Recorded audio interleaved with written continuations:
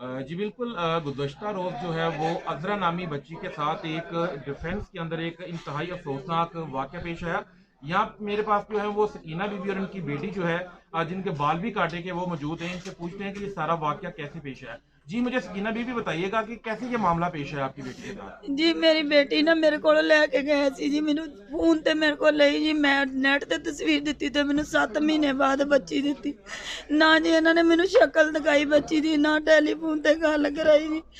इन्हां ने मेरी बच्ची नाल बहुत ज़ुल्म कीता, देख लो इहदे छुरियां दे निशान भी लगे, हर बाल भी कट्टे पे जी, हत्थ पैर भी देख लो वड्डे टुके पे इहदे।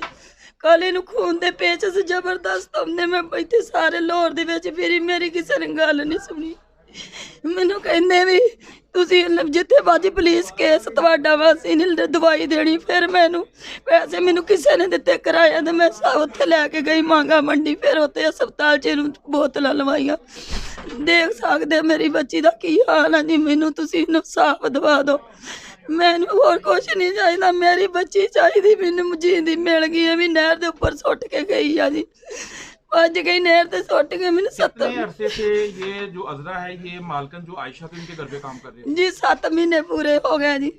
तो आपका अदालतों से क्या आप अपील करते हैं? जी मैं सोचती हाँ कि भी मैनू ना कुछ मिल जाए, मेरी बच्ची का इलाज हो जाए जी, मैनू बच्ची चाहिए, मैनू इंसाफ दे देन जी, कप्तान साहब भी दे देन मैनू, अपना अदालत भी मैनू इंसाफ देन जी, मैनू होर कुछ नहीं चाहिए। मेरी बच्ची का हालात देख लो, कल खून दे पेच सना जी खत्म ही होई पई सी, मैं मसा चुक के गड्डी करा के फिर लैके गई जी। गरीब बंदे असी, साडा नहीं सरदा रोटी, असी किद्दां कमा के खानी, इन्हां दा अब्बू नहीं सही रहिंदा, उन्हां दे सट्टां लगियां 7-8 साल हो गए। मैं खुद काम करदी, बच्चियां नूं ला के आपदी रोटी पूरी करदी हां जी।